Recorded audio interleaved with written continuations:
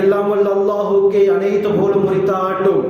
சாந்தி மதம் மேந்தி வந்த சத்திய தூதர் சன்மார்க்க போதகர் சர்தாரே தோ ஆலம் தாஜுல் மதீனா ரஹ்மத்துல் ஆலமீன் இமாமுல் அம்பியா ஹைருல் பரியா 350 கோடி முஸ்லிம்களுடைய இதய துடிப்பு எம் உயிரிலும் உயிரான உயிரிலும் மேலான கண்மணி நபிகள் நாயகம் ஸல்லல்லாஹு அலைஹி வஸல்லம் அவர்கள் மீதும் இந்த தீன் பிற்காலத்திலே வாடிய மலராக இருக்கக்கூடாது, வாடாத மலராக இருக்க வேண்டும் என்பதற்காக இரத்த தியாகங்கள், உயிர் தியாகங்கள் செய்த சஹாபாக்கள், தாபிஊன்கள், தபஅ தாபிஈன்கள், இந்த உலகிலே வாழ்ந்த வாழுகின்ற வாழப்போகின்ற அத்தனை முஸ்லிமான முஃமினான ஆண்கள் பெண்கள் மீதும் அல்லாஹ்வின் சாந்தியும் சமாதானமும் என்றென்றும் உண்டாவதாக. புனிதமிக்க ஜும்ஆவுடைய நாளிலே இஅ்திகாஃபுடைய நியத்தில் வந்தமர்ந்திருக்கும் அல்லாஹ்வின் நல்லடியார்களே, அல்லாஹ் சுப்ஹானஹு வ தஆலா தன்னுடைய வாழ்க்கையில் எந்த நல்ல விடயங்களை எடுத்து நடக்கும்படி கூறியிருக்கிறானோ அவற்றை முடியுமான அளவு எடுத்து நடக்கும்படியும், எவற்றை விட்டு விலகி ஒதுங்கி தவிர்ந்திருக்குமாறு கூறியிருக்கிறானோ அவற்றை விட்டு முற்றுமுழுதாக தவிர்ந்து கொள்ளுமாறும் முதலில் எனக்கும் அப்பால் உங்களுக்கும் தக்வாவை கொண்டு நல்ல உபதேசம் செய்கிறேன், ஞாபகம் ஊட்டிக் கொள்கிறேன். அருமையானவர்களே, அல்லாஹ் சுப்ஹானஹு வ தஆலா எமக்கு உன்னதமான ஒரு மார்க்கத்தை தந்திருக்கிறான். இந்த உலகத்திலே பூர்த்தியாக்கப்பட்ட அல்லாஹ்வால் பொருந்திக் கொள்ளப்பட்ட மார்க்கம் இந்த இஸ்லாமிய மார்க்கம். இந்த இஸ்லாத்திலே எச்சில் துப்புவதிலிருந்து ஆட்சி செய்யும் வரை மனிதனுக்கு தேவையான எல்லா விடயத்தையும் எளிய முறையில் அல்லாஹ் சுப்ஹானஹு வ தஆலா நமக்கு சொல்லி தந்திருக்கிறான். இஸ்லாத்திலே இந்த விடயம் சொல்லப்படவில்லையே என்று யாராலும் கேள்வி கேட்க முடியாது. எல்லா விடயத்தையும் இஸ்லாம் தெல்ல தெளிவாக சொல்கிறது. அது ஈமான் சம்பந்தப்பட்ட விடயமாக இருக்கலாம், இறை விசுவாசம் இறை நம்பிக்கை சம்பந்தப்பட்ட விடயமா குர்ஆன் ஹதீஸ் தெளிவாக பேசுகிறது. இதே போல இபாதத், மனிதனுடைய வணக்க வழிபாடுகளை பற்றி இஸ்லாம் பேசணுமா, தெளிவாக குர்ஆன் ஹதீஸ் பேசுகிறது. இதே போல முஆஷரா, மனிதனுடைய குடும்ப வாழ்க்கை எப்படி இருக்க வேண்டும், மனைவி மக்களுடன் எப்படி நடந்து கொள்ள வேண்டும், உறவினர்களுடன் எப்படி இருக்க வேண்டும், அண்டை வீட்டாருடன் நாங்கள் எப்படி நடந்து கொள்ள வேண்டும், இதை பற்றி குர்ஆன் ஹதீஸ் தெளிவாக பேசுகிறது. இதே போல அஹ்லாக், நற்குணங்கள், மற்றவர்களுடன் எப்படி நாங்கள் நடந்து கொள்ள வேண்டும், எங்களுடைய குணங்களை நாங்கள் எப்படி அமைத்துக் கொள்ள வேண்டும், இதை பற்றியும் இஸ்லாம் தெளிவாக பேசுகிறது.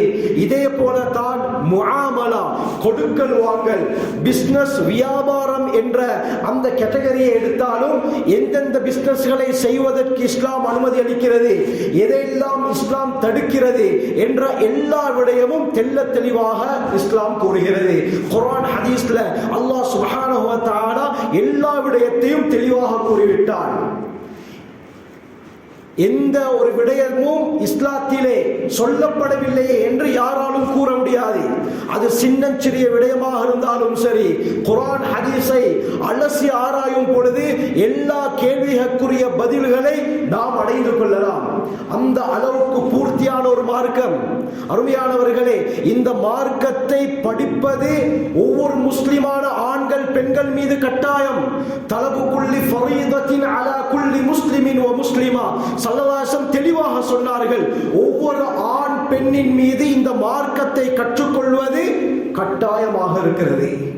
யாராலும் காரணம் சொல்ல முடியாது, எனக்கு வேலை இருந்தது அதனால எனக்கு வந்து படிக்கலாம், யாராலும் காரணம் சொல்லலாம். அல்லாஹ் கியாமத் நாள்ல கேட்பான். இந்த உலகத்தை அல்லாஹ் நமக்கு தந்தது ஆகிராவுக்குரிய ஒரு உதவி சாதனத்துக்காகத்தான். நம்முடைய நம்முடைய நோக்கமே ஆகிரா தான். உலகம் என்பது சைட் கண்ணாடியை போல. எப்பொழுதுமே நாங்கள் வாகனத்தை ஓட்டிக்கொண்டு செல்லும் பொழுது முன்னால் பார்த்த வண்ணம் தான் செல்ல வேண்டும். தேவை ஏற்பட்டால் தான் சைட் கண்ணாடியை பார்க்க முடியும்.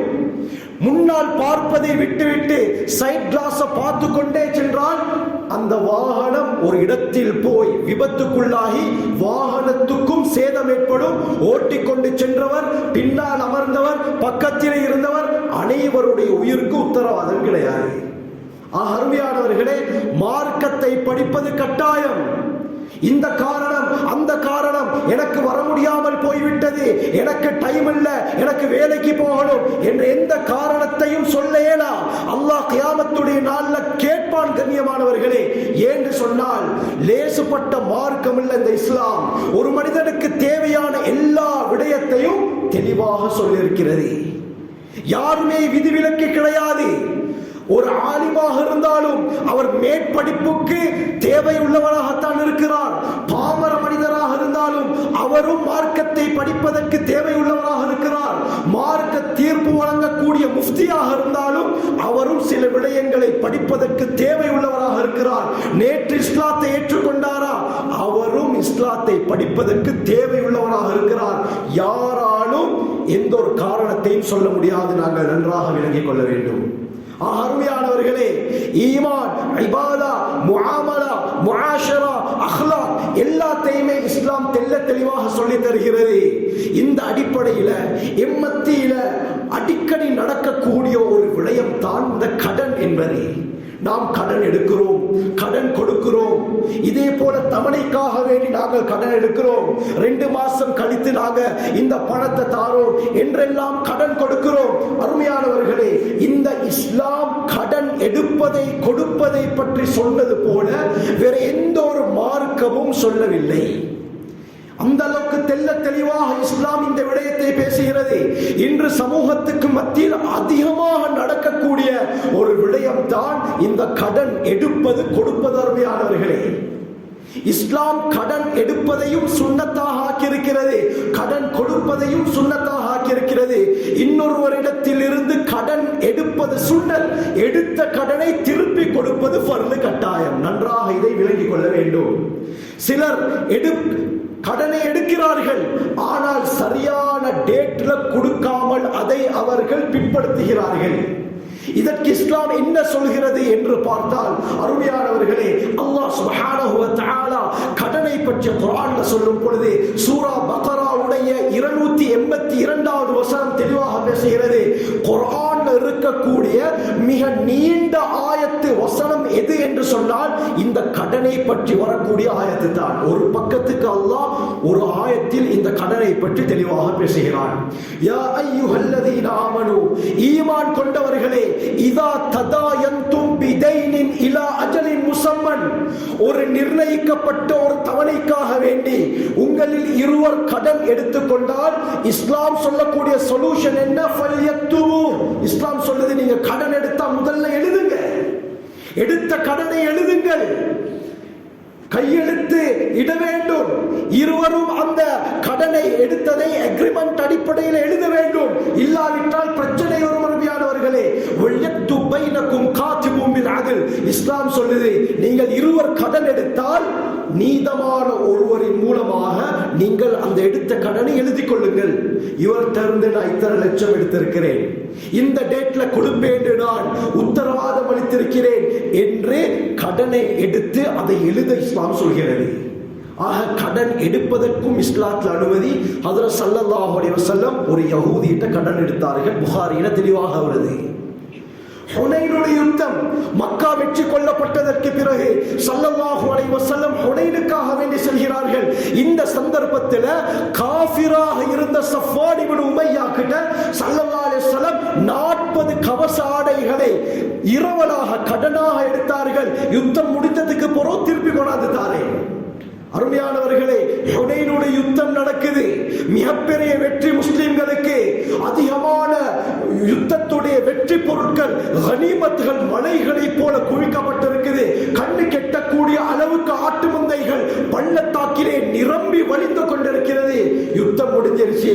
ஸஃப்வான் இப்னு உமையா வாராரு ஸல்லல்லாஹு அலைஹி வஸல்லம் அவர்கள்ட்ட கொடுத்த கடனை எடுப்பதற்காக வேண்டி. அருமையானவர்களே, ஸஃப்வான் இப்னு உமையா வருகிறார். ஆனால் நபி ஸல்லல்லாஹு அலைஹி வஸல்லம் அவர்களிடத்திலே அந்த எடுத்த அந்த 40 கவச ஆடைகளை கேட்பதற்கு முன்னால் முஸ்லிம்களுக்கு கிடைத்த அந்த சொத்துக்கள், யுத்த பொருட்களை பார்த்து கொண்டே இருக்கிறார். ஆச்சரியப்படுகிறார். மக்காவுல மிகப்பெரிய கோடீஸ்வரர் ஸஃப்வான் இப்னு உமையா. அப்படி இருந்தும் இந்த ஹுனைன்ல கிடைத்த யுத்த பொருட்கள், வெற்றி பொருட்கள் ஜஅரானா என்ற இடத்திலே அப்படியே குமிக்கப்பட்டிருக்கிறது. ஆச்சரியமாக பார்க்கிறார். இதை ஸல்லல்லாஹு அலைஹி வஸல்லம் பார்த்துட்டாங்க. கேட்டாங்க, யா அபா வஹப். இப்னு அஸாக்கிர்ல இந்த ரிவாயத் வருகிறது. சொன்னார்கள் ஸல்லல்லாஹு அலைஹி வஸல்லம், அபூ வஹ்பே யுஅஜிபுக ஹாதா ஷஅப், இந்த பள்ளத்தாக்கு உங்களுக்கு என்ன ஆச்சரியத்தை ஏற்படுத்துதா? பள்ளத்தாக்கு நிரம்பும் அளவுக்கு ஆடுகள். உடனே சொன்னாரு சஃப்வான் இப்னு உமையா, ஆச்சரியப்படாமல் இருக்க முடியுமா நாயகமே ஸல்லல்லாஹு அலைஹி வஸல்லம்? நான் மக்காவின் மிகப்பெரிய கோடீஸ்வரனாக இருந்தாலும் இப்படியாப்பட்ட ஒரு காட்சியை நான் கண்டது கிடையாது. உடனே ஸல்லல்லாஹு அலைஹி வஸல்லம் என்ன சொன்னாங்க? சஃப்வான், இந்த பள்ளத்தாக்கிலே எத்தனை ஆடுகள் இருக்கிறதோ எல்லாமே நான் உங்களுக்கு தந்து விட்டேன் என்றார்கள் ஸல்லல்லாஹு அலைஹி வஸல்லம். உடனே மா தாபத் நஃப்ஸு அஹதின் பிமிஸ்லி ஹாதா இல்லா நஃப்ஸு நபியின், இந்த அளவுக்கு ஒரு தயாள தன்மை இருக்கும் என்று சொன்னால் நிச்சயமாக ஒரு நபிக்கு மட்டும் தான் இருக்க முடியும் என்று சொல்லி ஃபஅஸ்லம மகானஹு, அதே இடத்தில் இஸ்லாத்தை ஏற்றுக்கொண்டார். அருமையானவர்களே, ஸல்லல்லாஹு அலைஹி வஸல்லம் அவர்களுடைய ஒரு பழக்கம் இருந்தது. இந்த பழக்கத்தை நாமும் கொண்டு வர வேண்டும். இது சுன்னத். ஸல்லல்லாஹு அலைஹி வஸல்லம் யார்கிட்டையாவது கடன் எடுத்தால் அந்த கடனை திருப்பி கொடுக்கும் பொழுது சிறந்ததை கொடுப்பார்கள். 100 ரூபாய் சாமான கடன் எடுத்தா திருப்பி கொடுக்க போகக்கூட அதை விட பெருமதி கூடிய சாமானை திருப்பி கொடுப்பார்கள். 120 ரூபாவோ அல்லது 150 ரூபாவோ அல்லது 200 ரூபாவோ ஸல்லல்லாஹு அலைஹி வஸல்லம் அவர்கள் விரும்பி கொடுப்பார்கள். புகாரியுடைய ரிவாயத் வருது, ஹஜ்ரத் ஸல்லல்லாஹு அலைஹி வஸல்லம் அவர்கள் ஒரு மனிதரிடத்திலே ஒரு ஒட்டகத்தை வாங்கினார்கள். அந்த ஒட்டகத்தை திருப்பி கொடுக்கும் பொழுது அந்த ஒட்டகத்தை விட தரம் கூடிய சிறந்த ஒரு ஒட்டகத்தை திருப்பி கொடுத்தார்கள். கொடுத்துவிட்டு சொன்னார்கள், உங்களிலே மிகச் சிறந்தவர் யார் தெரியுமா? அஹ்ஸனுக்கும் கதாஅன், கடனை நிறைவேற்றும் பொழுது சிறந்த முறையில் நடந்து கொள்பவர் என்றார்கள் ஸல்லல்லாஹு அலைஹி வஸல்லம். இது நபி அவர்களுடைய ஒரு வழிமுறை. கடனை நாங்கள் திருப்பி கொடுக்கும் பொழுது, ஏன் நாம் கேட்ட உடனே அவர் கடனை தந்தாரே, அதற்காக வேண்டி ஸல்லல்லாஹு அலைஹி வஸல்லம் அவர்கள் எக்ஸ்ட்ரா கொடுப்பாங்க. ஆனா இந்த இடத்தில் ஒரு விடயத்தை விளங்கணும். நாம் யாருக்காவது கடன் கொடுக்கிறதாக இருந்தால், ஒருத்தர் வாராரு வந்து எனக்கு 5 லட்சம் அல்லது 1 லட்சம் கடன் தாங்க அப்படின்னு சொன்னால், நாங்கள் எங்களிடத்தில் இருந்தால் கடனை கொடுப்போம். அதற்கும் சிறப்புகள் இருக்குது, பின்னால் கூறுகிறேன் அருமையானவர்களே. ஆனால் கடனை கொடுக்கும் பொழுது நிபந்தனை போட இயலாது, ஷர்த்து விளையலாது. அதாவது உங்களுக்கு நான் கடனை தாரேன், இந்த பிரச்சனையும் இல்லை, நீங்க இத 6 மாசத்திலேயோ அல்லது 1 வருஷத்திலேயோ திருப்பி தாங்க. இவர் 1 லட்சம் கொடுக்கிறார், ஆனால் சொல்றார் என்ன, நான் இப்போ உங்களுக்கு 1 லட்சம் தாரேன், ஆனா நீங்க திருப்பி தரப்போக்குள்ள 1,20,000 ரூபாய் தரணும். 1,20,000 ரூபாய் தர வேண்டும், எக்ஸ்ட்ரா கேட்கிறார். அருமையானவர்களே, இதற்கு இஸ்லாத்தில் அனுமதி கிடையாது. நாங்க கொடுக்கிறோம், ஆனால் அவர் திருப்பி கொடுக்கும் பொழுது அவர் விருப்பப்பட்டு தாரது அது பிரச்சனை அல்ல, அதற்கு இஸ்லாம் அனுமதி அளிக்கிறது. ஆனால் நாங்களே நிபந்தனை இட்டால், நீங்க தரப்போக்குள்ள உங்களுக்கு நான் தந்தேன் தானே, 6 மாசம் தவணைக்கு தந்தேன் தானே, நீங்க திருப்பி தரப்போக்குள்ள எக்ஸ்ட்ரா ஒரு 1000 ரூபாய் 2000 ரூபாய் 1 ரூபாய் கூட கேட்கலாது. 1 லட்சம் தந்தா 1,01 ரூபாய் தாங்க, 1 ரூபாயை கூட மேலதிகமாக கேட்க முடியாது. இது வட்டி. அருமையானவர்கள், இஸ்லாம் இதை ஹராமாக ஆக்குது. வட்டிக்குரிய பயங்கரம் இஸ்லாம் தெளிவாக சொல்லுது. அபூ தாவூதுடைய ரிவாயத், ஸல்லல்லாஹு அலைஹி வஸல்லம் சொன்னார்கள், வட்டிக்கு 70 வாசல்கள் இருக்கின்றன. அந்த வாசலிலே மிகவும் லேசானது நோமல் எது தெரியுமா? தன்னுடைய தாயுடன் விபச்சாரம் செய்வதை விட பயங்கரமானது என்றார்கள் ஸல்லல்லாஹு அலைஹி வஸல்லம். வட்டியோடு தொடர்பு படுவது பயங்கரம், வாழ்க்கையில் தரித்திரத்தை ஏற்படுத்திவிடும். ஆக இந்த வகைக்கு ரிபல் கர்த், ரிபத் துயூன் என்று சொல்லப்படும். ஜாஹிலியா காலத்தில் இந்த பிரச்சனை இருந்தது. யாராவது ஒருவர் இன்னொருவருக்கு கடன் கொடுக்கும் பொழுது, உனக்கு இந்த சாமான தாரேன், ஆனா நீ திருப்பி தரப்போ கூட இதை விட சிறந்ததை தர வேண்டும் என்று நிபந்தனை இட்டால் இது வட்டி. இஸ்லாம் இதை தெளிவாக ஹராமாக்குது. எந்த சந்தர்ப்பத்திலும் எடுக்க முடியாது. இதை நாங்கள் நன்றாக விளங்கிக் கொள்ள வேண்டும். ஸல்லல்லாஹு அலைஹி வஸல்லம் இதை தெளிவாக ஹராமாக்கினாங்க. அப்படி எடுக்க இயலாது. அவரை விரும்பி கொடுக்கிறாரா, பிரச்சனை இல்லை. ஏன் ஸல்லல்லாஹு அலைஹி வஸல்லம் சொன்னார்கள், ஃபஇன்ன கைரக்கும் அஹ்ஸனுக்கும் கதான், கடனை திருப்பி கொடுக்கும் பொழுது நல்ல முறையில் நடந்து கொள்பவர் தான் உங்களின் மிகச் சிறந்தவர் என்று ஸல்லல்லாஹு அலைஹி வஸல்லம் சொல்லியிருக்கிறாங்க. அது மட்டுமல்ல, ஸல்லல்லாஹு அலைஹி வஸல்லம் அவர்கள் சஹாபாக்களுடைய கடன்களையும் நிறைவேற்றி இருக்கிறாங்க. அருமையானவர்களே, திர்மிதியுடைய ரிவாயத், இதே போல இப்னு அஸீர் உஸுதுல் காபாவுடைய பதிவு செய்கிறார்கள்.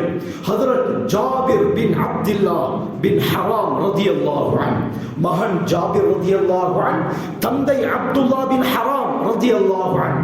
உஹதுடைய யுத்த சந்தர்ப்பம். இந்த நேரத்தில் யார் யுத்தத்துக்கு போறது அப்படின்னு ஒரு போட்டி வருது. இதுதான் சஹாபாக்கள் நன்மையில முந்திக் கொள்வார்கள். அருமையானவர்களே, அப்துல்லா ரலியல்லாஹு அன்ஹு வாப்பா முக்கியமான சஹாபி, அகபாவுடைய உடன்படிக்கையில் கலந்து கொண்டவர், பத்ருடைய யுத்தத்திலே கலந்து கொண்ட சஹாபி. ஸல்லல்லாஹு அலைஹி வஸல்லம் தெளிவாக சொன்னார்கள், லஅல்லல்லாஹ இத்தலஅ அலா அஹ்லி பத்ர், அல்லாஹ் பத்ர் வாசிகளை மன்னித்து விட்டான். இஅமலு மா ஷித்தும் இன்னி கத் கஃபர்து லக்கும், உங்களை நான் மன்னித்து விட்டேன், நீங்கள் வேண்டியதை செய்து கொள்ளுங்கள் என்று பத்ர் வாசிகளுடைய விடயத்திலே அல்லாஹ் சொன்னானே, அந்த யுத்தத்தில் கலந்து கொண்டவர்கள் தான் இந்த அப்துல்லா ரலியல்லாஹு அன்ஹு. உஹதுடைய யுத்தம் ஹிஜ்ரி 3 நடக்குது, பத்ர் ஹிஜ்ரி 2. அடுத்த வருஷம் உஹதுடைய யுத்தம். இப்ப இருவரும் போட்டி போடுறாங்க.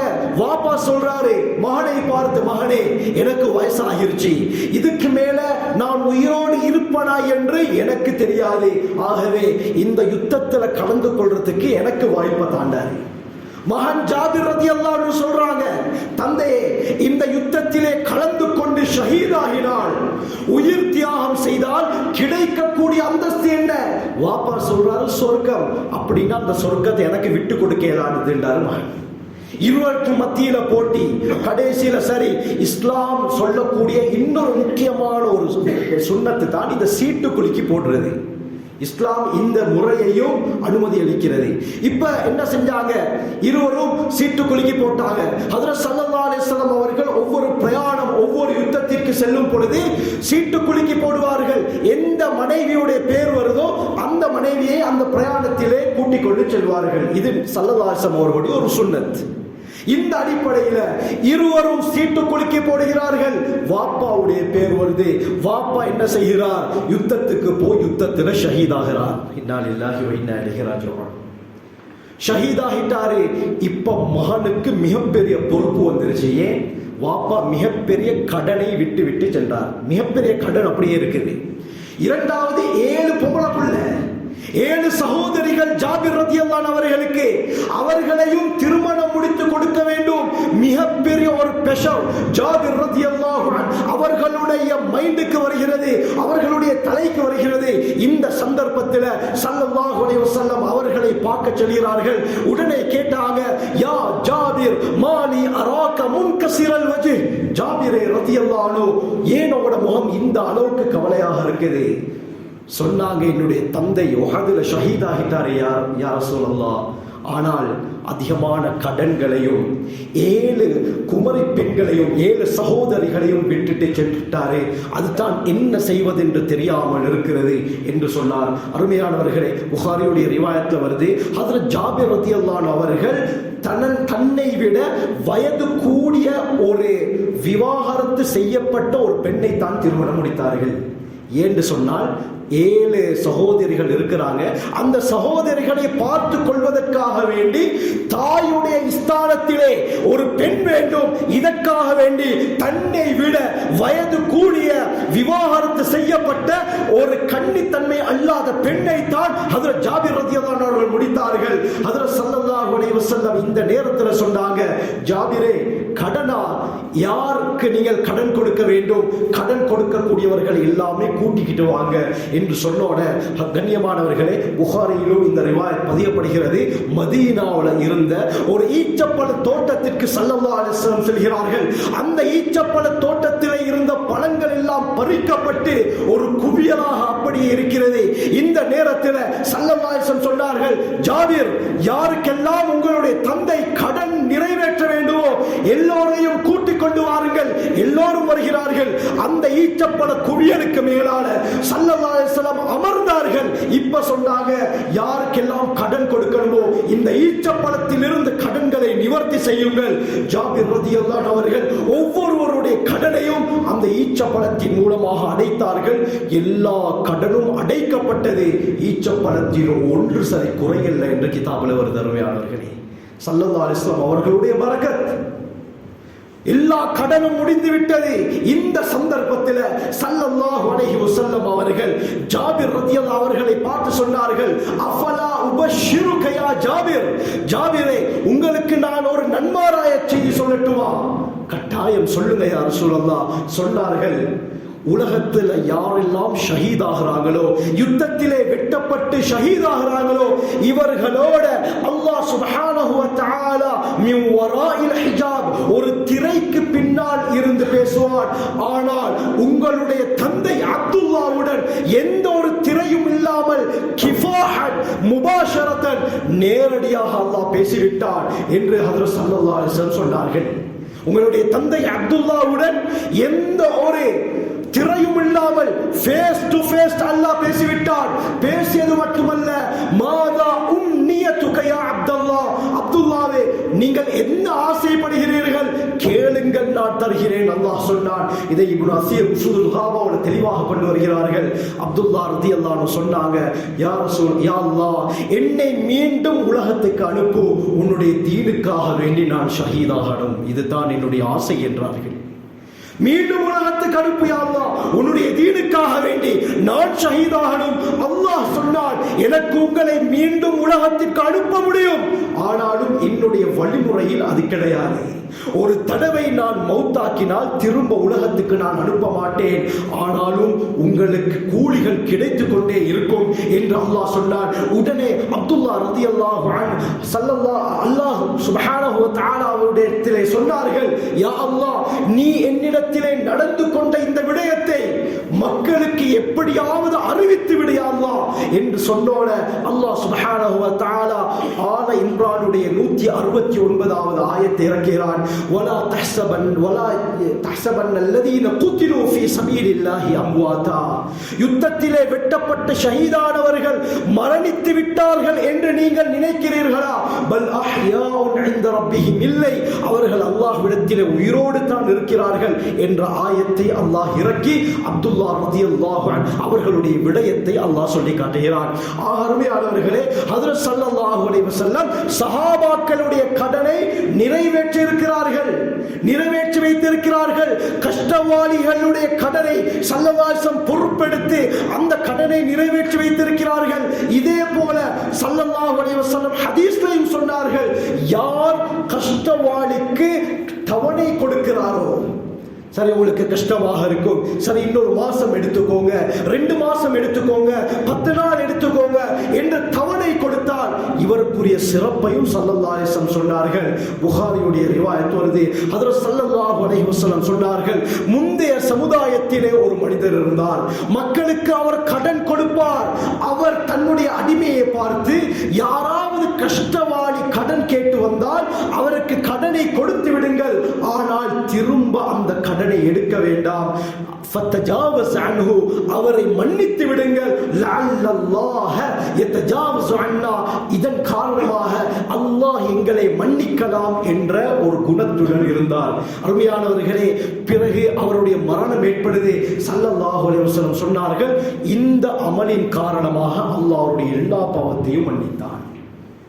சஹீஹ் முஸ்லிமுடைய ரிவாயத், ஸல்லல்லாஹு அலைஹி வஸல்லம் சொன்னார்கள், மன் ஸர்ரஹு அய்யுன்ஜியஹு அல்லாஹு மின் குரபி யௌமில் கியாமா, கியாமத்துடைய நாளில் அந்த துயரங்களில் இருந்து அல்லாஹ் தன்னை பாதுகாக்க வேண்டும் என்று யார் விரும்புகிறாரோ, ஃபல் யுனஃபிஸ் அன் முஅஸிரின் அவ் யதஅ அன்ஹு, கஷ்டவாளிக்கு கடன் கொடுத்தால் அந்த கஷ்டவாளிக்கு தவணை கொடுக்கட்டும், அப்படி இல்லாவிட்டால் அந்த கடனை மன்னிக்கட்டும் என்றார்கள் ஸல்லல்லாஹு அலைஹி வஸல்லம். முஸ்னத் அஹ்மதுடைய ரிவாயத், ஒரு மனிதர் இன்னொருவருக்கு கடன் கொடுக்கிறார், ஆனால் அவர் அந்த கடனை எடுக்காமல் இன்னும் தவணை கொடுத்தால் ஒவ்வொரு நாளுக்கும் ஒரு திர்ஹம் சதகா செய்த நன்மையை அல்லாஹ் இவருக்கு எழுதுகிறார் என்று ஸல்லல்லாஹு அலைஹி வஸல்லம் சொன்னார்கள்.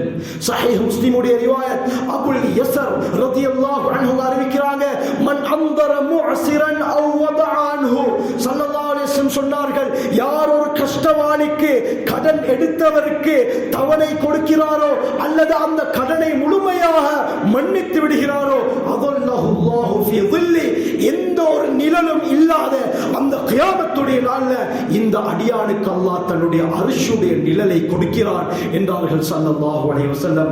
இந்த அளவுக்கு கடன் எடுத்தவருக்கு தவணை கொடுப்பதற்கு சிறப்புகள் வந்திருக்கிறது.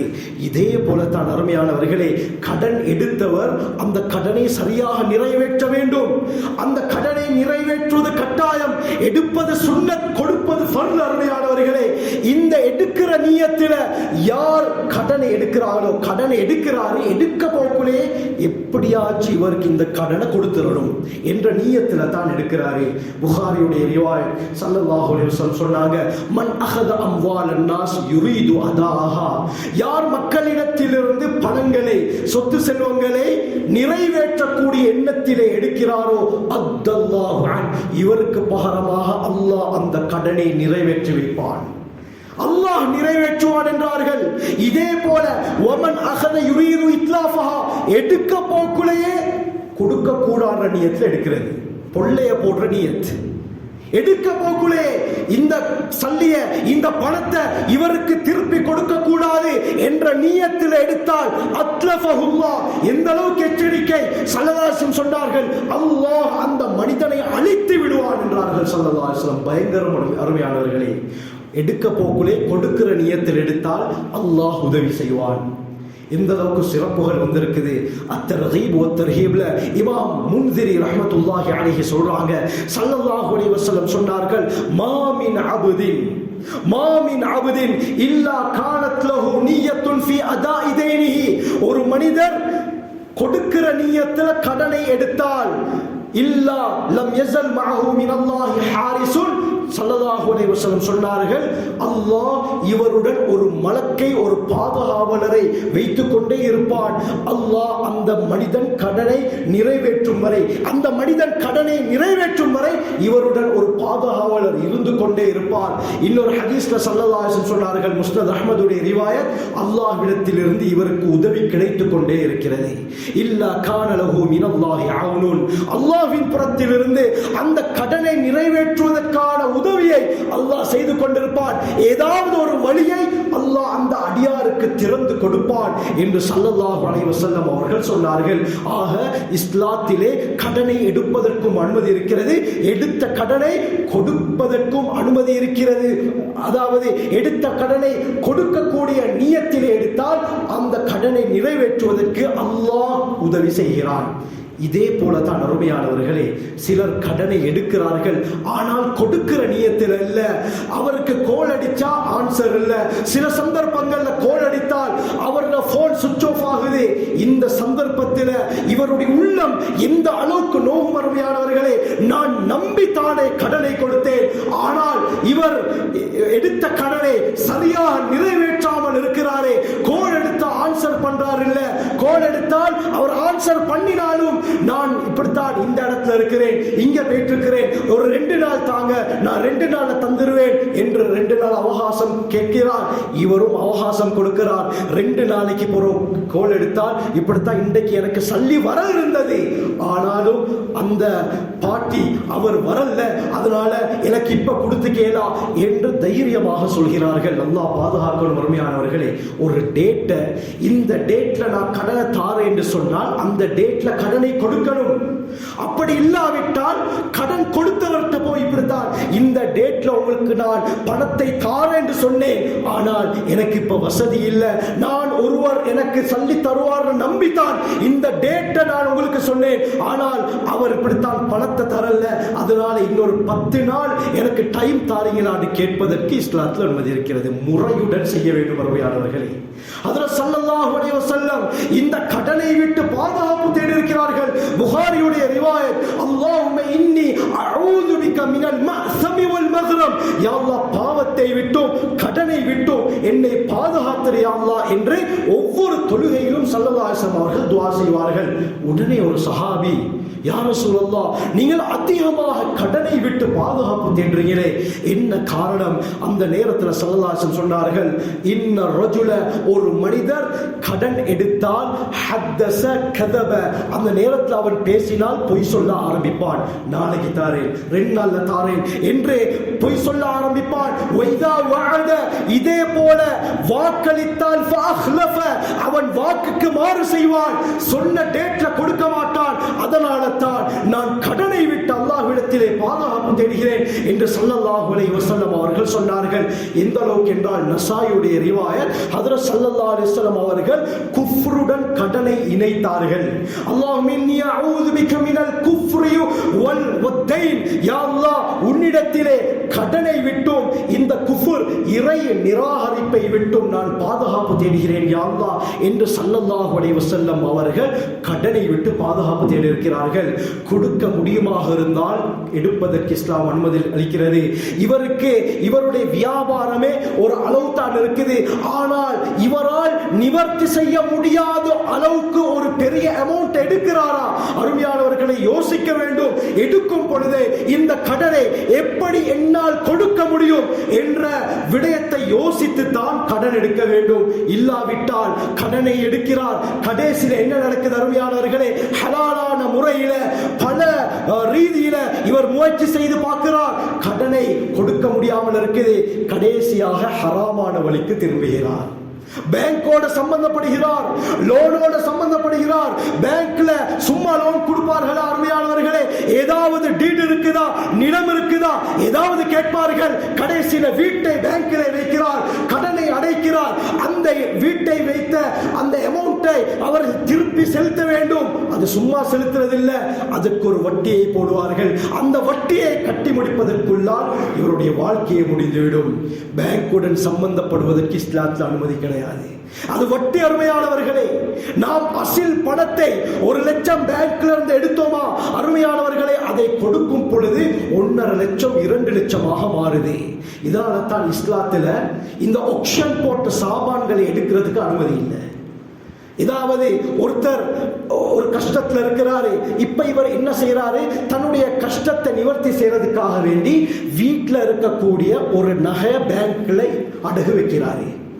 அந்த நகையுடைய பொறுமதி உதாரணத்துக்கு 3 லட்சம் என்று இருந்தால், இவர் பேங்க்ல கொண்டு போயிட்டு வைத்தா பேங்க் 3 லட்சத்தை தரமாட்டார்கள். மாற்றமாக இதற்கு பகரமாக உங்களுக்கு ஒரு 2 லட்சம் நாங்கள் தரோம் என்று சொல்லி பேங்க் என்ன செய்யறாங்க? அந்த நகையை வைத்துக் கொண்டு 2 லட்சம் தருகிறார்கள். பிறகு அருமையானவர்களே, இப்ப பேங்க் ஒரு அக்ரிமெண்ட் அடிப்பார்கள். என்ன? நீங்க மாசம் மாசம் இவ்வளவு கட்டணும், ஆனால் இதோட சேர்த்து எக்ஸ்ட்ரா ஒரு 2000 ரூபாய் கட்டணும், வட்டி போடுவார்கள். பிறகு இவர் என்ன செய்கிறார்? அந்த அமௌண்ட்டை கட்டுகிறார். கட்ட முடியாமல் போனால் கன்வர்ஷனல் பேங்க்ஸ் இருக்குது அருமையானவர்களே. இதனுடைய முறை என்ன? ஒரு மாதம் அழகாக கட்டுறாரு, ஒரு மாதம் அழகாக கட்டுகிறார், 2வது மாதம் கட்டுகிறார், 3வது மாதம் கட்ட முடியாமல் போகுது. ஏதோ ஒரு பிரச்சனையால அந்த பேங்க்குக்கு கொடுக்கக்கூடிய அமௌண்ட்டை இவருக்கு சரியாக கொடுக்கலாம போகுது. இந்த நேரத்தில் பேங்கால நோட்டீஸ் வரும், இப்படித்தான் இந்த மாசம் நீங்க கட்டல. பிறகு அருமையானவர்களே, முயற்சி செய்கிறார், அடுத்த மாசமும் கட்டாட்டி பேங்க்ல இருந்து நோட்டீஸ் வரும். இப்படி நோட்டீஸ் வந்தா கடைசியில ரெட் நோட்டீஸ் வரும். என்ன? இதற்கு பிறகு உங்களோட நகையை உங்களுக்கு திருப்பி எடுக்கலாது, பேங்க் அதை டேக் ஓவர் பண்ணி விட்டது என்று அந்த நகையையும் எடுத்துக் கொள்வார்கள். அது மட்டுமல்லாமல் இவர் 2 மாசம் எவ்வளவு அமௌண்ட் கட்டினாரோ அதையும் அவர்கள் திருப்பி கொடுக்க மாட்டார்கள். இதை நன்றாக விளங்கிக் கொள்ளணும். இவர பணமும் போச்சு, இவருடைய அந்த நகையும் போச்சு. கடைசியில என்ன? இப்படி அடகு வைத்த எல்லா நகைகளையும் குறைந்த விலைக்கு ஆக்ஷன் ஏலம் போடுவார்கள் பேங்கால. இந்த சந்தர்ப்பத்தில் இந்த அநியாயமாக எடுக்கப்பட்ட அந்த ஏழைகளுடைய நகை இது. ஏன்? சரியாக இருந்தால் ஒன்று அவர்கள் அந்த நகையை எடுக்கும் பொழுது இந்த நகையுடைய அசில் பணத்தை மட்டும் தாங்கன்னு சொல்லலாம், ஆனால் எக்ஸ்ட்ரா எடுப்பார்கள். அதே போல கட்ட முடியாமல் போனால் எத்தனை மாதம் கட்டினார்களோ அந்த பணத்தையும் கொடுக்க மாட்டார்கள். இந்த இடத்திலே அநியாயம் நடக்குது. பிறகு என்ன நடக்குது அருமையானவர்களே? அந்த எல்லா நகையையும் குறைந்த விலைக்கு ஆக்ஷன் ஏலம் போடுவார்கள். இந்த சந்தர்ப்பத்தில் எங்கள்ல சிலர் என்ன செய்கிறார்கள்? மகள கல்யாணம் வருது, நகை கடைக்கு போனால் ஒரு பவுன் 3 லட்சமாக இருக்குது, ஆனா ஆக்ஷன்ல பார்த்தால் 2 லட்சம் போட்டிருக்காங்க. அப்போ ஒரு பவுனுக்கு 1 லட்சம் குறையுது. ஆக நாங்கள் பேங்க்ல உள்ள அந்த ஆக்ஷன் போட்ட நகையை சீப் ரேட்டுக்கு எடுக்கலாம் என்று சொல்லி சிலர் பேங்க்ல இருக்கக்கூடிய அந்த ஆக்ஷன் போட்ட நகைகளை எடுக்கிறார்கள். இஸ்லாம் இதை தெளிவாக ஹராமாக்குது அருமையானவர்களே. வட்டி இது. நாங்கள் விளங்கிக் கொள்ள வேண்டும். இந்த அளவுக்கு இஸ்லாம் ஒவ்வொரு விடயத்தையும் துல்லியமாக நடக்குது, துல்லியமாக சொல்லுது. பேங்கோட எந்த விடயம் சம்பந்தப்பட்டாலும் அது பிரச்சனை தான். அருமையானவர்களே, இஸ்லாமிய வங்கிகள் இருக்குது, அதனுடைய முறைகள் வித்தியாசம். அது வியாபாரம் என்ற மெத்தட்ல அவர்கள் கொண்டு போறாங்க. ஆனால் இப்படியாப்பட்ட விடயங்கள் நடந்தால், இப்படியாப்பட்ட கன்வர்ஷனல் பேங்க்கள்ல இப்படி கொடுக்கல் வாங்கல் செய்யும் பொழுது நிச்சயமாக வட்டியுடன் தொடர்புபடுகிறோம். இதைத்தான் ஸல்லல்லாஹு அலைஹி வஸல்லம் சொன்னார்கள். இப்னு மாஜா, அபூ தாவூத், திர்மிதி போன்ற ஹதீஸ் கிரந்தங்கள்ல வருது, ஒரு காலம் வரும், யத்தி அலன் நாஸி ஸமானுன், மக்களின் மீது ஒரு காலம் வரும், எல்லா மக்களும் வட்டியுடன் தொடர்பு பட்டிருப்பார்கள். ஃபஇல்லம் யக்குல்ஹு, அந்த வட்டியை சாப்பிடாவிட்டாலும் அஸாபஹு மின் புகாரிஹி, வட்டியுடைய புகையாவது பட்டிருக்கும் என்றார்கள் ஸல்லல்லாஹு அலைஹி வஸல்லம். இன்று அறியாமல் இத்தனையோ விடயங்களில் நாங்கள் மாட்டிக்கொண்டிருக்கிறோம். வட்டி என்ற பேர், அதாவது வேறு வேறு பேர்ல வட்டி இன்று உருவாகிருச்சு. அருமையானவர்களே, வட்டி என்பது தனியொரு தலைப்பு. ஒவ்வொரு விடயத்தை தெளிவாக பேச வேண்டும், நீங்கள் விளங்கிக் கொள்ள வேண்டும் என்பதற்காக சுருக்கமாக 2-3 விடயங்களை சொல்கிறேன். எந்த அளவுக்கு இன்னைக்கு வந்துருச்சுன்னா, உதாரணமாக நாங்க போன் பாவிக்கிறோம், எல்லாமே போன் பாவிக்கிறோம். நாங்க ஒவ்வொரு சிம்ம பயன்படுத்துறோம். திடீர்னு முக்கியமான ஒருத்தரோட பேசிக்கொண்டிருக்க போக்குல உங்களுடைய மிகுதி முடிந்து விட்டது, உங்களுடைய பணம் முடிந்து விட்டது என்று போன்ல பேலன்ஸ் இல்லாமல் போகிறோம். போன்ல பேலன்ஸ் இல்லாம போனா முதல் மெசேஜ் என்ன? லோனுடைய மெசேஜ் தான் வரும். உங்களுக்கு அவசரமாக லோன் வேணுமா, இந்த நம்பருக்கு அடியே உங்களுக்கு லோன் கிடைக்கும். நாங்களும் என்ன செய்வோம், அவசரமா ஒருத்தரோட பேசிக்கிட்டு இருக்கிறோமே, இவரோட இப்ப பேசியே ஆகணுமே, இல்லாவிட்டால் சிக்கலாகணுமே என்று சொல்லி லோனை அப்ளை பண்ணுகிறோம். அந்த சிம் நிறுவனம் என்ன செய்கிறார்கள், ஏதோ ஒரு அமௌண்ட் எங்களுக்கு கடன் அடிப்படையில் தருகிறார்கள். கார்டு முடிஞ்சிருச்சு, பேலன்ஸ் இல்லாம போனால் இன்று நம்மத்திலே நடக்கக்கூடிய ஒரு சாதாரண விடயத்தை நான் சொல்றேன். பிறகு 50 ரூபாவோ 60 ரூபாவோ எவ்வளவு என்று எனக்கு தெரியாது, ஆனால் ஒரு அமௌண்ட்டை அவர்கள் போடுகிறார்கள். அமௌண்ட்டை அவர்கள் போனுக்கு எட் பண்றாங்க. பிறகு நாங்க அந்த கிளைண்டோட பேசுகிறோம். பிறகு நாங்க கார்டு போட போக்குல, உதாரணமா 100 ரூபாய் கார்டை போட்டா 50 ரூபாய் நாங்கள் எடுத்திருந்தால் அந்த 50 ரூபாயை விட்ட மாட்டான். மாற்றமாக ஒரு 2 ரூபாய், 5 ரூபாய், 8 ரூபாயை விட்டுவார்கள். அருமையானவர்களை, இது வட்டி. நன்றாக விளங்கிக் கொள்ள வேண்டும். இது நம்மத்திலே பரவி இருக்கிறது. 50 ரூபாயை மட்டும் வெட்டினால் பிரச்சனை அல்ல, ஏன் எக்ஸ்ட்ரா 2 ரூபாய் வெட்ட வேண்டும்? இது வட்டி. அருமையானவர்களே, இதைத்தான் ஸல்லல்லாஹு அலைஹி வஸல்லம் சொன்னார்கள், வட்டியுடைய புகையாவது பட்டிருக்கும் என்று சொன்னார்கள். அல்லாஹ் நம் அனைவரையும் பாதுகாக்கணும். இதே போலத்தான் இன்று நாங்கள் வாகனம் வாங்குகிறோம். வாகனம் வாங்கினால் அருமையானவர்களே, பேங்குடன் தொடர்புபடுகிறோம், பினான்ஸ் என்ற பெயர்ல. பினான்ஸ்னாலே வட்டி தான். அருமையானவர்களே, 5 லட்சத்துடைய பைக்கை பினான்ஸ் போட்டு எடுக்கிறாரு, எடுக்க போக்குல 10 லட்சமாக மாறுது, 8 லட்சமாக மாறுது, 13 லட்சமாக மாறுது. இது தெளிவான வட்டி. அருமையானவர்களே, அப்படி உங்களுக்கு பைக்கை வாங்க வேண்டும் என்று சொன்னால் இஸ்லாம் சொல்லக்கூடிய வேறு முறைகள் இருக்கிறது. அந்த முறைகளின் மூலமாக நாங்கள் வாங்க முடியும். தெளிவாக நீங்கள் ஒரு அமௌண்ட் எடுக்கிறீங்க, அந்த அமௌண்ட்டுக்கு இவர்கள் சரியாக கொடுக்கிறார்களா என்று பார்த்தால் அருமையானவர்களே, அங்கே மோசடி நடக்குது. 5 லட்சத்துடைய பைக் மாசம் மாசம் 12,000 ரூபாய், 15,000 ரூபாய் நீங்கள் கட்டுங்க என்று சொல்லி 5 வருஷத்துக்கு இன்ஸ்ட்ருமெண்ட் அடிப்படையில் தாரார்கள். அருமையானவர்களை, கூட்டி பார்த்தால் 5 லட்சத்துடைய பைக் 8 லட்சமாக போகுது, மீதி 3 லட்சம் வட்டி. அருமையானவர்களே, அல்லாஹ் நம் அனைவரையும் பாதுகாக்கணும். இந்த அளவுக்கு இன்று நம் மத்தியிலே பல பேர்களில் வட்டி நடந்து கொண்டிருக்கிறது. அல்லாஹ் நம் அனைவரையும் பாதுகாக்கணும். ஆக இந்த கடன் இருக்கிறதே மிக முக்கியமான ஒரு விடயம். எடுப்பதற்கும் இஸ்லாம் அனுமதி, அதே போல கொடுக்கும் பொழுதும் நான் சொன்ன பிரகாரம் நிறைவேற்ற வேண்டும். ஆனால் கொடுக்காமல் இருந்தால் எந்த அளவுக்கு பயங்கரம் தெரியுமா? சஹீஹ் முஸ்லிமுடைய ரிவாயத், ஒரு மனிதர் ஹஜ்ரத் ஸல்லல்லாஹு அலைஹி வஸல்லம் அவர்கள்ட்ட வருகிறார். வந்து சொல்கிறார், யா ரசூலல்லாஹ், இன் ரஅய்த, நீங்கள் எப்படி பார்க்கிறீர்கள்? இன் குதிது ஃபீ சபீலில்லாஹ், நான் அல்லாஹ்வுடைய பாதையிலே கொல்லப்படுகிறேன். சாபிரன், பொறுமையாக இருந்தவனாக, முஹ்தசிபன், நன்மை எதிர்பார்த்தவனாக, முக்பிலன் கைர முதுபிரின், யுத்த களத்திலே நான் புறமுதுகிட்டு ஓதாமல் இல்லாமல் நான் எதிரிகளை முன்னோக்கி யுத்தம் செய்து நான் ஷஹீதாக்கப்பட்டால் யுகஃபிருல்லாஹு அன்னி ஹதாயாய, அல்லாஹ் என்னுடைய பாவங்களை மன்னிப்பானா என்று அந்த சஹாபி ஸல்லல்லாஹு அலைஹி வஸல்லம் அவர்கள்ட்ட கேட்டோன, உங்களுடைய எல்லா பாவத்தையும் அல்லாஹ் மன்னிப்பான் என்று ஸல்லல்லாஹு அலைஹி வஸல்லம் சொன்னார்கள். பிறகு இந்த சஹாபி திரும்பி போறாரு. போன சஹாபிய நபி அவர்கள் கூப்பிட்டார்கள், இப்படித்தான் அவன் எல்லா பாவத்தையும் அல்லாஹ் மன்னிப்பான், இல்லத்தை கடனை தவிர என்றார்கள். கதாலிக்க கால ஜிப்ரீல், இப்பொழுது தான் இந்த விடயத்தை ஜிப்ரீல் அலைஹிஸ்ஸலாம் அவர்கள் வந்து சொல்லிவிட்டு சென்றார்கள் என்ற ஒரு விடயத்தையும் ஸல்லல்லாஹு அலைஹி வஸல்லம் சொன்னார்கள். முஸ்னத் அஹ்மதுடைய ரிவாயத், முஹம்மத் பின் அப்துல்லா பின் ஜஹ்ஷ் ரலியல்லாஹு அன்ஹு ரிவாயத் செய்றாங்க, ஒரு நாள் ஹஜ்ரத் ஸல்லல்லாஹு அலைஹி வஸல்லம் அவர்களோட மஸ்ஜிதுன் நபவியுடைய முற்றத்திலே நாங்கள் அமர்ந்திருந்தோம். அந்த இடத்துல தான் மதீனாவுடைய ஜனாசாக்கள் எல்லாம் கொண்டு வரப்படும். இந்த நேரத்தில் ஹஜ்ரத் ஸல்லல்லாஹு அலைஹி வஸல்லம் அவர்கள் திடீரென வானத்தை பார்த்தார்கள். வானத்தை பார்த்த ஸல்லல்லாஹு அலைஹி வஸல்லம் தலையிலே கையை வைத்து அப்படியே கீழே பார்த்து, சுப்ஹானல்லாஹ் சுப்ஹானல்லாஹ், எப்படியாப்பட்ட பயங்கரமான ஒரு விடயம் தற்போது இறங்கி இருக்கிறது என்று ஸல்லல்லாஹு அலைஹி வஸல்லம் அவர்கள் சொல்ல ஆரம்பித்தார்கள். இந்த சஹாபி சொல்றாங்க, நபி அவர்கள்ட்ட அது என்ன விடயம் என்று நாங்க கேட்கல, நாம் என்ன விடயம் என்று கேட்கவில்லை. ஒரு நாள் கழிந்தது, அன்றைய நாள் இரவும் ஆனது.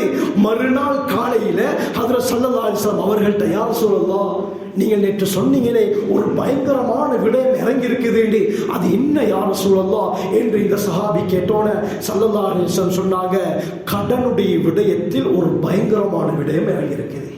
கடனுடைய விடயத்திலே ஒரு பயங்கரமான விடயம். எந்த அளவுக்கு என்று சொன்னால், ஒரு மனிதர் குத்தில ஃபீ சபீலில்லாஹ், அல்லாஹ்வுடைய பாதையிலே கொல்லப்படுகிறார். சும்மா ஆஷ, பிறகு அவருக்கு உயிர் கொடுக்கப்படுகிறது. பிறகு அவர் உயிர் கொடுக்கப்பட்டு எழுப்பாட்டப்படுகிறார். இரண்டாவது முறையும் அல்லாஹ்வுடைய பாதையிலே ஷஹீதாகிறார். மீண்டும் அவர் உயிர் கொடுக்கப்படுகிறார். மூன்றாவது முறையும் இவர் ஷஹீதாகிறார். அதற்கு பிறகும் மூன்றாவது முறையும் இவருக்கு உயிர் கொடுத்து எழுப்பாட்டப்படுகிறது என்று இருந்தாலும், இந்த சந்தர்ப்பத்திலும் வலைஹி தைனுன், அவர் மீது கடன் இருந்தால் அந்த கடனை நிறைவேற்றும் வரை அவளால் சொர்க்கம் செல்ல முடியாது என்ற ஒரு பயங்கரமான விடயம் தான் இறங்கியது என்று ஸல்லல்லாஹு அலைஹி வஸல்லம் சொன்னார்கள். இந்த அளவுக்கு பயங்கர மறுமையானவர்களே, இதே போலத்தான் அல்லாமா தபரானி ரஹ்மத்துல்லாஹி அலைஹி அவர்கள் தங்களுடைய கிதாப்ல கொண்டு வருவாங்க, ஐயுமா ரஜுலின், எந்த மனிதர் ஒரு பெண்ணை மா கல்ல மினல் மஹரி அவ் கஸுர், குறைந்த அல்லது அதிகமான ஒரு மஹர் தொகைக்காக வேண்டி திருமணம் முடிக்கிறார். ஒரு மனிதர் மஹர் கொடுக்கிறேன், என்ன ஒன்று குறைவான தொகை இல்லது அதிகமான தொகை, ஏதோ ஒரு அமௌண்ட்டை நான் உங்களுக்கு மஹராக தருகிறேன் என்று சொல்லி திருமணம் முடித்து, வலைஸ ஃபீ நஃப்ஸிஹி, நபி அவங்க சொன்னாங்க, ஆனால் அவருடைய உள்ளத்தில் அந்த மஹரை கொடுக்கணும் என்ற எந்த ஐடியாவும் இல்லை. பேர்ல வாயில சொல்றார், உங்களுக்கு 5 லட்சம் தாரேன் என்று மனைவியை பார்த்து சொல்கிறார். பிறகு திருமணம் நடக்கிறது.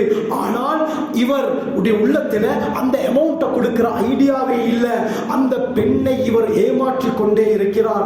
ஹதஅஹா, அந்த பெண்ணை ஏமாற்றி இதே நிலையில் அவர் மரணித்தால் லகியல்லாஹ வஹுவ ஸானின், அல்லாஹ்விடத்திலே விபச்சாரம் செய்தவராக சந்திப்பார் என்றார்கள் ஸல்லல்லாஹு அலைஹி வஸல்லம். மஹர் அமௌண்ட் சொன்னால் அது கொடுத்து தான் ஆகணும். மறுமையானவர்களே, 10 ரூபாவாக இருந்தாலும் மஹர் தான், 1 லட்சமாக இருந்தாலும் மஹர் தான். வாயில சொல்லிவிட்டு அதை நிறைவேற்றாமல் விட்டால் கியாமத்துடைய நாளிலே விபச்சாரம் செய்தவனாக அல்லாஹ்வை சந்திப்பார். இதே போல ஐயுமா ரஜுலின் இஸ்ததான தைனன், ஒரு மனிதர் இன்னொரு இடத்திலே கடன் கேட்கிறார், அவரும் கடனை கொடுக்கிறார், ஆனா எடுக்க போக்குலே கொடுக்கிற நியத்து இல்லை. கொடுக்காமல் அந்த கடனை அவர் லேட் பண்ணி கொண்டே இருக்கிறார். கோல் பண்ணா நாளைக்கு தாரேன், அடுத்த கிழமை தாரேன், 1 மாசம் தாரேன். அருமையானவர்களே, வருடம் சென்று விட்டது. எந்த அளவுக்கு என்றால், இதே நிலையில் அந்த கடன் கொடுத்தவருக்கு இவர் மோசடி செய்த நிலையிலே மரணித்தால் லகியல்லாஹு வஹுவ ஸாரிகுன், கியாமத்துடைய நாளில் திருடன் என்ற அடிப்படையில் இவர் அல்லாஹ்வை சந்திப்பார். தபரானியுடைய இன்னொரு ரிவாயத் லக்கியல்லாஹு வஹுவ காயின் அல் காயினு ஃபின்னார், மோசடி செய்தவராக அல்லாஹ்வை சந்திப்பார், மோசடிக்காரன் நரகவாதி என்றார்கள் ஸல்லல்லாஹு அலைஹி வஸல்லம். இந்த அளவுக்கு பயங்கரமான விடயம் சொல்லப்பட்டிருக்கிறது. எந்த அளவுக்கு என்றால் திர்மிதி முஸ்னத் அஹ்மதுடைய ரிவாயத் அலி ரலியல்லாஹு அன்ஹு ரிவாயத் செய்றாங்க, யாராவது ஒருவருடைய ஜனாஸா ஸல்லல்லாஹு அலைஹி வஸல்லம் அவர்களிடம் மஜ்லிஸ்லே கொண்டு வந்தால் நபி அவங்க முதலாவது கேட்பாங்க, ஹல் அலைஹி தைனுன், இவர் மீது கடன் இருக்குதா? ஆமான்னு சொன்னா சல்லு அலா சாஹிபிக்கும், உங்களோட தோழர்களுக்கு நீங்களே தொழுவித்துக் கொள்ளுங்கள், நான் தொழுவிக்க மாட்டேன். ஏன்? கது நஹானி ஜிப்ரீல், ஜிப்ரீல் அலைஹிஸ்ஸலாம் அவர்கள் கடனுடன் மரணித்தவருக்கு தொழுகையை நடாத்துவதை தடுத்திருக்கிறார்கள். ஏன்? அவர் மரணித்து விட்டாலும் அவருடைய உயிர் இருக்கிறதே முர்தஹினுன் ஐ மஹ்பூசுன், அவருடைய உயிர் அப்படியே தடுத்து வைக்கப்படுகிறது. எப்பொழுது அவருடைய கடனை நிவர்த்தி செய்கிறார்களோ, யாராவது பொறுப்பெடுத்து நிவர்த்தி செய்தால் அப்பொழுது தான் அது அல்லாஹ்விடத்திலே செல்கிறது என்றார்கள் ஸல்லல்லாஹு அலைஹி வஸல்லம். அலி ரலியல்லாஹு அன்ஹு அவர்களுடைய ரிவாயத் தாரகுத்னியில வருது. எந்த அளவுக்கு என்றால் ஸல்லல்லாஹு அலைஹி வஸல்லம் அவர்கள் யாருடைய ஜனாஸா மஸ்ஜிது நபவிக்கு கொண்டு வந்தால் முதலாவதாக இவர் யாரு அப்படின்றதெல்லாம் கேட்க மாட்டாங்க, இவருக்கு கடன் இருக்கிறதா என்று கேட்பார்கள். ஒரு சந்தர்ப்பத்தில் இவருக்கு கடன் இருக்கிறதா என்ற ஒரு ஜனாசாவை பார்த்து கேட்டார்கள். அலி ரலியல்லாஹு அன்ஹு சொன்னாங்க, தீனாரான் அல்லது திர்ஹமான், 2 திர்ஹம் மட்டும் இவர் கடன் கொடுக்க இருக்குது. யார் சொல்லலாம்? 2 ரூபாய் மாதிரி 2 ரூபாய் கடன் கொடுக்க இருக்குது. உடனே ஸல்லல்லாஹு அலைஹி வஸல்லம் சொன்னாங்க, ஸல்லு அலா சாஹிபிக்கும், உங்களுடைய தோழருக்கு நீங்களே தொழுவிச்சுக்கோங்க, 2 ரூபாயும் கடன் தான். இன்று இது நம்ம தீரே ஒரு அதாவது 1 ரூபா 2 ரூபா 5 ரூபாய் கடன் எடுத்தால் அதை நாங்கள் மறந்து விடுகிறோம். இஸ்லாம் என்ன சொல்கிறது? சிறிய கடனாக இருந்தாலும் அது 1 ரூபாயாக இருந்தாலும் எழுதி வைக்க சொல்லி இஸ்லாம் கூறுகிறது. அருமையானவர்களே, கடன் தான். அவர் மன்னித்தால் அது வேறு விடயம், இல்லாவிட்டால் அது நம்முடைய பொறுப்பிலே இருக்கும். அந்த நேரத்தில் அலி ரலியல்லாஹு அன்ஹு சொன்னாங்க, யா ரசூலல்லாஹ், இவருடைய கடனை நான் பொறுப்பெடுக்கிறேன், அந்த 2 திர்ஹத்தை நான் பொறுப்பெடுத்து நிறைவேற்றி வைக்கிறேன். அந்த நேரத்தில் தான் ஸல்லல்லாஹு அலைஹி வஸல்லம் சொன்னார்கள், அல்லாஹ் உங்களுடைய அந்த விடயத்தை லேசாக்குவானாக. எப்படி இவருடைய அந்த சுமையை நீங்கள் இல்லாமலாக்கினீர்களோ, இதே போல ஆகிராவில் அல்லாஹ் உங்களுடைய சுமையையும் இல்லாமலாக்குவானாக என்று அலி ரலியல்லாஹு அன்ஹு அவர்களுக்கு துஆ செய்திருக்கிறார்கள். அருமையானவர்களே, அப்படி நாங்கள் கடன் எடுத்து விட்டோம், கடனை கொடுக்க முடியாமல் இருக்கிறதா, அதற்கும் இஸ்லாம் சொல்யூஷனை சொல்லி தருகிறது. அழகான துஆக்களை ஸல்லல்லாஹு அலைஹி வஸல்லம் அவர்கள் சொல்லிக் கொடுத்திருக்கிறார்கள். கடனாளி இந்த துஆக்களை ஓதும் பொழுது அல்லாஹ் சுப்ஹானஹு வ தஆலா மழை போல கடன் இருந்தாலும் அல்லாஹ் நிவர்த்தி செய்து வைப்பான். திர்மிதியுடைய ரிவாயத், உரிமை சீட்டு எழுதப்பட்ட ஒரு அடிமை, உரிமை சீட்டுன்னு சொன்னா அந்த காலத்தில் எஜமான் அடிமைகிட்ட சொல்லுவாரு, நீ எனக்கு 5 லட்சம் சேர்த்து தந்தா உன்னை நான் விடுதலை செஞ்சிடுறேன் அப்படின்னு சொல்லி ஒரு எக்ரிமெண்ட் எழுதுவாரு. இதற்கு தான் உரிமை சீட்டு என்று சொல்லப்படும். அந்த பணத்தை இவர் எஜமானுக்காக வேண்டி சம்பாதிப்பார். எவ்வளவு காலம் சென்றாலும் அந்த 5 லட்சத்தை சம்பாதித்து கொடுத்தால் தான் இவருக்கு விடுதலை என்ற அடிப்படையில் இவர் கஷ்டப்பட்டு அந்த அமௌண்டை சம்பாதிப்பார். இப்படியாப்பட்ட ஒரு உரிமை சீட்டு எழுதப்பட்ட ஒருவர் ஸல்லல்லாஹு அலைஹி ஹஜ்ரத் அலி ரலியல்லாஹு அவர்கள்ட்ட வந்து, இப்படித்தான் எனக்கு உதவி செய்யுங்க, கடன் கொடுக்கணும் என்ற எஜமானனுக்கு என்று கேட்கிறார். அந்த நேரத்தில் தான் ஹஜ்ரத் அலி ரலியல்லாஹு சொன்னாங்க, ஹஜ்ரத் ஸல்லல்லாஹு அலைஹி வஸல்லம் அவர்கள் எனக்கு கற்றுக் கொடுத்த சில வார்த்தைகளை உனக்கு நான் கற்றுக் கொடுக்கட்டுமா? அந்த வார்த்தைகளை நீ ஓதினால் யமனிலே இருக்கக்கூடிய சபீர் என்ற மலை அளவு கடன் இருந்தாலும் அல்லாஹ் அந்த கடனை நிறைவேற்றி வைப்பார் என்று சொல்லி அந்த துஆவை சொல்லிக் கொடுத்தார்கள். அல்லாஹும்ம அக்ஃபினி பிஹலாலிக அன் ஹராமிக வ அக்னினி பிஃபضلிக அம்மன் சிவாக். இந்த துஆவை ஓதும் அருமையானவர்களே, அந்த அடிமை இந்த துஆவை ஓதினார், அவருடைய உரிமை சீட்டும் நிறைவேற்றப்பட்டது. கடைசியில் அவர் விடுதலை ஆகிறார். அல்லாஹும்ம அக்ஃபினி பிஹலாலிக அன் ஹராமிக வ அக்னினி பிஃபضلிக அம்மன் சிவாக் என்ற துஆவை நாங்கள் பாதுகாக்க வேண்டும். ஒரே ஒரு விடயத்தை சொல்லி இந்த ஹுத்பாவை முடித்துக் கொள்கிறேன். அருமையானவர்களே, இன்று பொருளாதார பிரச்சனை இல்லாதவர்கள் யாரும் கிடையாது. எல்லாமே சிக்கல்ல தான் இருக்கிறோம், எல்லாமே வியாபார நெருக்கடியில தான் இருக்கிறோம். பினான்சியல் கிரைசிஸ், இதற்கு இஸ்லாம் மிகப்பெரிய ஒரு சொல்யூஷனை சொல்லி தருகிறது. இந்த விடயத்தை நாங்கள் செய்தால் எப்படியாப்பட்ட பொருளாதார பிரச்சனையாக இருந்தாலும் அல்லாஹ் நீக்கி வைக்கிறான். இப்னு அஸாகிர் பைஹக்கியுடைய ரிவாயத், ஹசன் ரலியல்லாஹு அன்ஹு, ஹஜ்ரத் ஸல்லல்லாஹு அலைஹி வஸல்லம் அவர்களுடைய பேர குழந்தை ஹசன் ரலியல்லாஹு அன்ஹு. ஹசன் ரலியல்லாஹு அவர்களுக்கு முஆவியா ரலியல்லாஹு அன்ஹு அவர்கள் மாதம் 1 லட்சம் பைத்துல் மால்ல இருந்து அனுப்பி கொண்டிருந்தார்கள். ஒரு சந்தர்ப்பத்தில் மறந்துட்டார்களோ தெரியா, பணம் வாரது அப்படியே தடை பெற்றுச்சு. ஹசன் ரலியல்லாஹு அவர்களுக்கு வரல. இந்த சந்தர்ப்பத்தில் இவர்களுக்கு நெருக்கடி ஏற்பட்டுருச்சு. நாங்களும் அப்படித்தான் அருமையாளர்களே, ஏதாவது ஒரு விடயத்தை செய்வதாக இருந்தால் அந்த அமௌண்ட்டை நாங்கள் ஃபிக்ஸ் பண்ணி வைத்திருப்போம். மாதம் இந்த அமௌண்ட் எங்களுக்கு வரும், இதை வைத்து இதை நாங்கள் செய்யலாம் என்று நாங்கள் எப்படி ஒரு விடயத்தை நாங்கள் திங்க் பண்ணி வைத்திருப்போமோ, யோசித்திருப்போமோ, இதே போல ஹசன் ரலியல்லாஹு அவர்களும் மனிதர் தானே, அவர்களும் ஏதோ ஒரு விடயத்தை யோசித்து வைத்திருப்பார்கள். ஆனால் 1 மாதம் இல்ல, 2-3 மாதங்கள் ஆக முஆவியா ரலியல்லாஹு அவர்கள் அந்த அமௌண்ட்டை அனுப்ப மறந்து விட்டார்கள். இதனால மிகப்பெரிய பினான்சியல் கிரைசிஸ், நிதி நெருக்கடி, பொருளாதார நெருக்கடி ஹசன் ரலியல்லாஹு அவர்களுக்கு ஏற்பட்டது. ஒரு கட்டத்தில் பேசாமலாக முஆவியா ரலியல்லாஹு அவர்களுக்கு ஞாபகப்படுத்தி ஒரு கடிதத்தை எழுதுவோமா என்றெல்லாம் நினைக்க ஆரம்பித்தார்கள். கடைசியில் தன்னுடைய அடிமை இடத்திலே மைக்கூட்டையும் ஒரு தாளையும் கொண்டு வாருங்கள் என்று சொல்ல அவரும் கொண்டு வந்தார். ஆனாலும் இவருடைய உள்ளத்தில் ஒரு விதமான ஒரு தடுமாற்றம் ஏற்பட்டது. என்ன இருந்தாலும் அவர் ஒரு மஹ்லூக் தானே, அவர்கிட்ட நாங்க கேட்க தேவையில்லை என்று அந்த முயற்சியை கைவிட்டார்கள். அந்த நாள் இரவு ஹஜ்ரத் ஸல்லல்லாஹு அலைஹி வஸல்லம் அவர்களை கனவிலே காண்கிறார்கள். ஸல்லல்லாஹு அலைஹி வஸல்லம் கனவிலே வருகிறார். கேட்டார்கள், யா புனைய கைஃப ஹாலுக், என்னுடைய அருமை மகனே, உங்களுடைய நிலைமை எப்படி இருக்கிறீங்க? அன பிகைர், நான் நலமுடன் இருக்கிறேன் யா ரசூலல்லாஹ் என்று ஹசன் ரலியல்லாஹு அவர்களுக்கு நடந்த அந்த விடயத்தை ஸல்லல்லாஹு அலைஹி வஸல்லம் அவர்கள்ட்ட சொல்கிறார்கள். உடனே ஸல்லல்லாஹு அலைஹி வஸல்லம் அவங்க ஹசன் ரலியல்லாஹு அவர்களை பார்த்து சொன்னார்கள், ஹசனே ரலியல்லாஹு அன்ஹு, நீங்கள் முஆவியா ரலியல்லாஹு அவர்களுக்கு கடிதம் எழுத பார்த்தீங்க தானே, நீங்கள் மைக்கூட்டையும் தாளையும் கொண்டு வர சொன்னீர்களே, உங்களை போன்ற ஒரு மஹ்லூக்கிடத்திலே உதவி கேட்டு கடிதம் எழுத பார்த்தீர்கள் தானே என்று ஸல்லல்லாஹு அலைஹி வஸல்லம் சொன்னோட, ஆம் யா ரசூலல்லாஹ், எனக்கு வேற வழி தெரியாது, அந்த அளவுக்கு கஷ்டமான ஒரு நிலையில் இருக்கிறேன் என்று சொன்னோட தான் ஹஜ்ரத் ஸல்லல்லாஹு அலைஹி வஸல்லம் சொன்னார்கள், உங்களுக்கு நான் ஒரு துஆவை கற்றுத் தருகிறேன், இதை ஓதி வாருங்கள் என்று ஒரு துஆவை கனவின் மூலமாக ஸல்லல்லாஹு அலைஹி வஸல்லம் அவர்கள் கற்றுக் கொடுத்தார்கள்.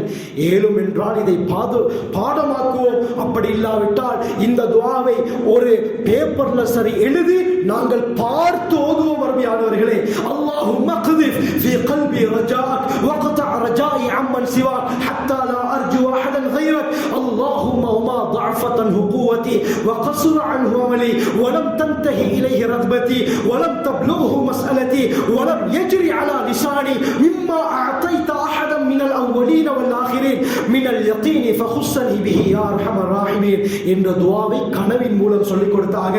ஹஜ்ரத் ஹசன் ரலியல்லாஹு அவர்கள் இந்த துஆவை ஓதினார்கள்.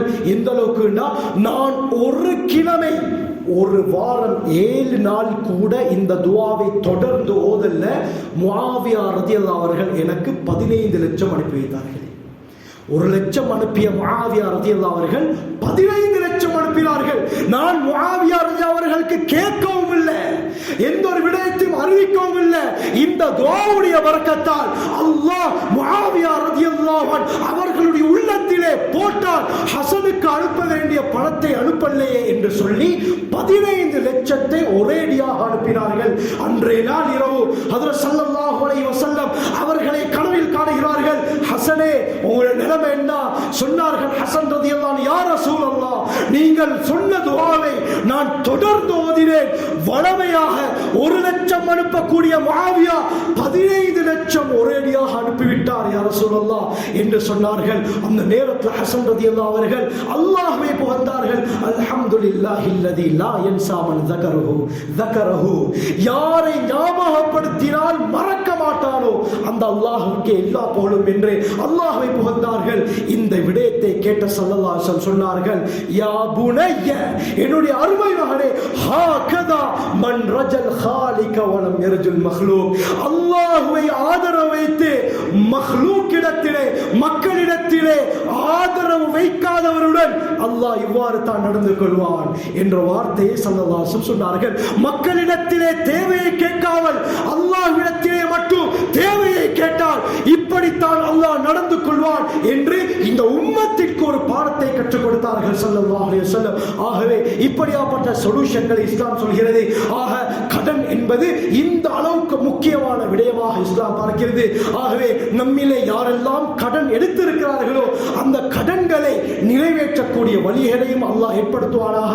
யாரெல்லாம் கடன் கொடுத்திருக்கிறார்களோ, தவணைக்காக வேண்டி கொடுத்திருக்கிறார்களோ, அவர்களுடைய வாழ்க்கையிலும் அல்லாஹ் பரக்கத் செய்வானாக, வியாபாரத்திலும் பரக்கத் செய்வானாக. ஆகவே நாம் நம் வாழ்க்கையை சிறந்த முறையில் அமைத்துக் கொள்ள அல்லாஹ் நம் அனைவருக்கும் கிருபை செய்வானாக. ஜஸாக்குமுல்லாஹு கைர். வ ஆகிரு தஅவானா அல்ஹம்துலில்லாஹி ரப்பில் ஆலமீன்.